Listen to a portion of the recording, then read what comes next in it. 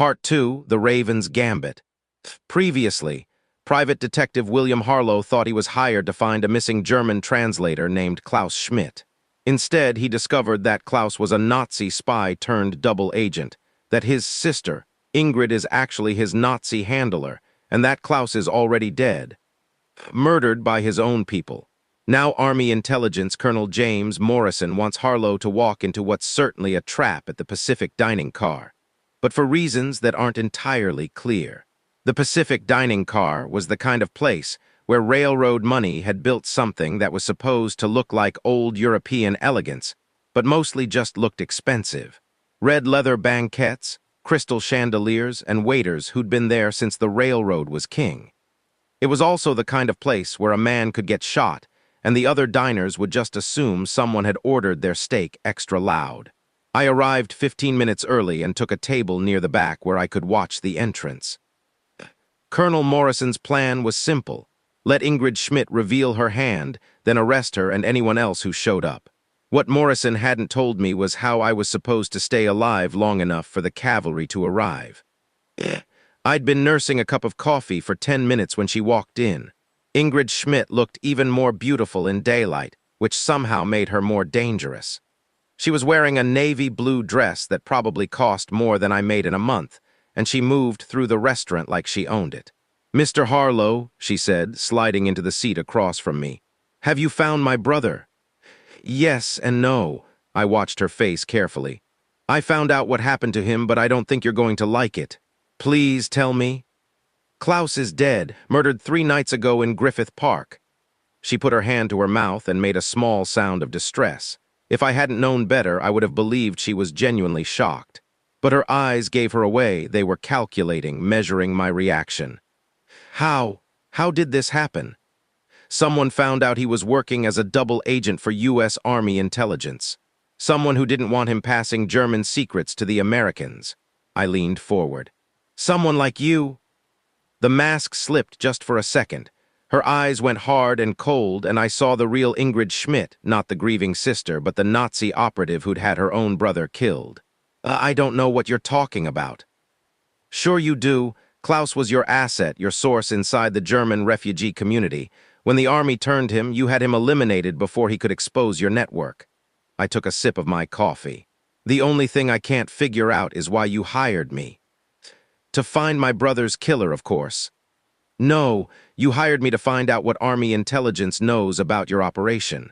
Every question I asked, every contact I made, every lead I followed, you were monitoring all of it, learning exactly how much the government had figured out." Ingrid Schmidt sat back in her chair and smiled. It was a beautiful smile, the kind that could make a man forget his own name. "You're very clever, Mr. Harlow, cleverer than I expected. Not clever enough to avoid walking into this trap. What makes you think this is a trap?"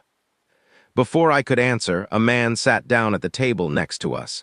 He was reading a newspaper, but I could see the bulge of a shoulder holster under his jacket. Another man took a table near the entrance. A third positioned himself at the bar. "Because," I said, "you brought friends?" Ingrid's smile widened. "I always bring friends to important meetings. It's a German custom." "Speaking of German customs, tell me about the Raven." For the first time, I saw real surprise in her eyes. "Where did you hear that name?" "Klaus mentioned it during his last conversation at the Ambassador Hotel."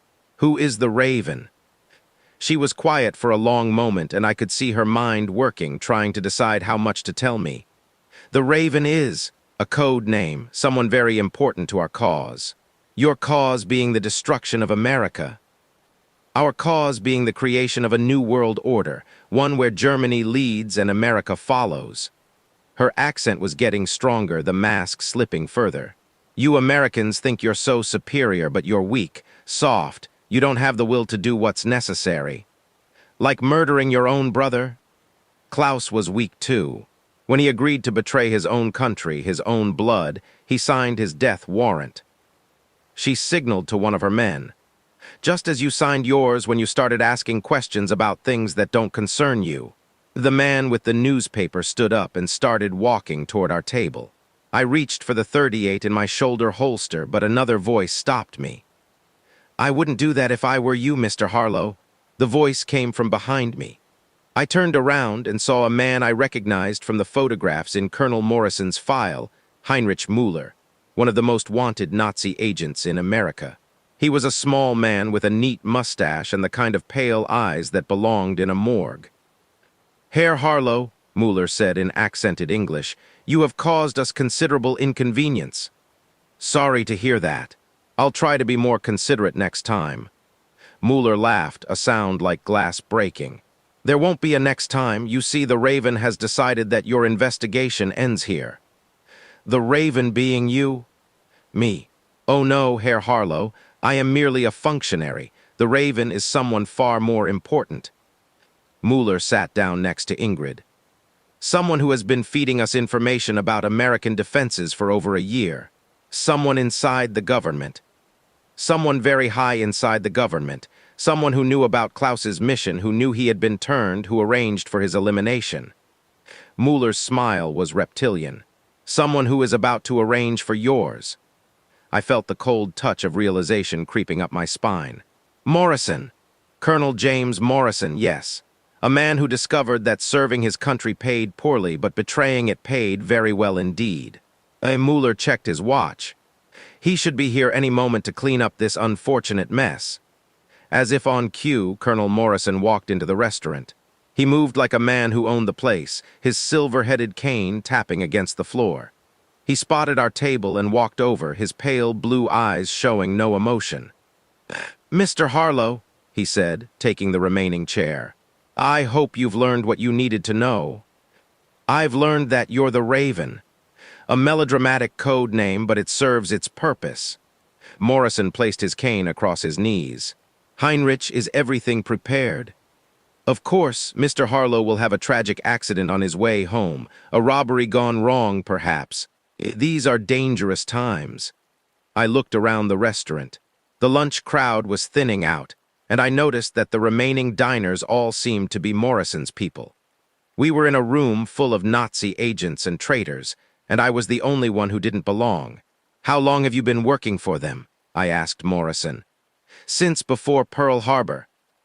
The Germans approached me in 1940 when it became clear that America would eventually enter the war. They offered me more money than I could make in 20 years of Army service." Morrison's voice was matter-of-fact, like he was discussing the weather. "All I had to do was pass along information about American defenses, shipping schedules, aircraft production. Information that got American sailors killed. War requires sacrifice, Mr. Harlow. I simply chose which side I wanted to make sacrifices for." Ingrid leaned forward. "James has been invaluable. Without his information, we never could have positioned our U-boats so effectively off the California coast.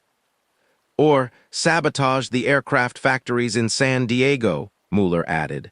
"Or identified the safe houses where enemy agents were hidden." The pieces were falling into place. Morrison hadn't just been selling information. He'd been orchestrating an entire Nazi intelligence operation from inside Army intelligence. Klaus Schmidt had been one small part of a much larger network.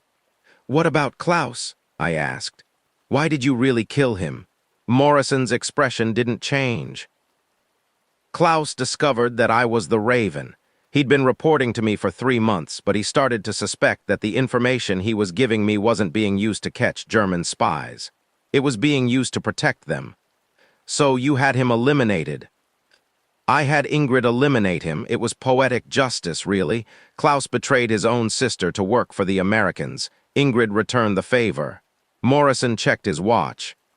"Speaking of which, we should conclude this business. Heinrich, are your men ready?"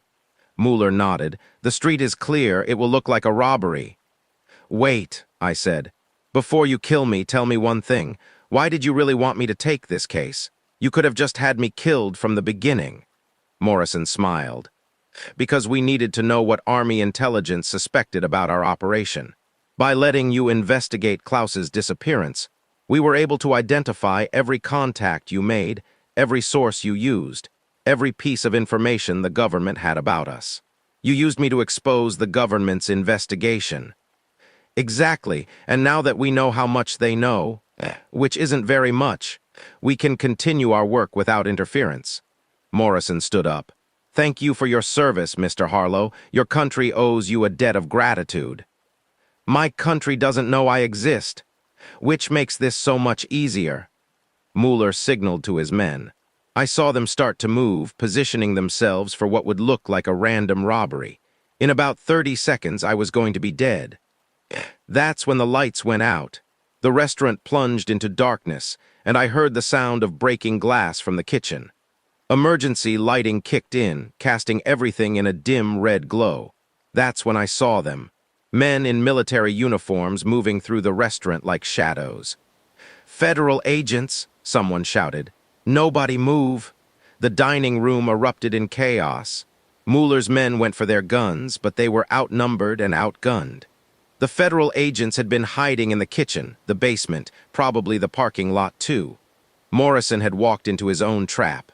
I dove under the table as bullets started flying. Above me, I could hear Ingrid Schmidt screaming in German.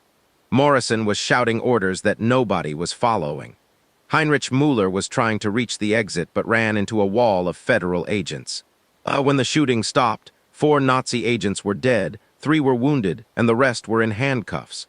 Morrison sat in his chair like a statue, his hands folded over his cane, staring at nothing. "Well played, Mr. Harlow." I looked up and saw a man in a federal agent suit standing over me. He was tall, thin, with the kind of face that belonged in a law textbook. "Agent Carter, FBI," he said, helping me to my feet. "Sorry about the theatrics, but we needed to catch them all at once." "How did you know?" "We've been watching Morrison for 2 months. We knew he was feeding information to the Germans, but we couldn't prove it until you led us to his contact network." Carter looked around the restaurant. "Your investigation was exactly what we needed to expose the entire operation. So I was working for you all along."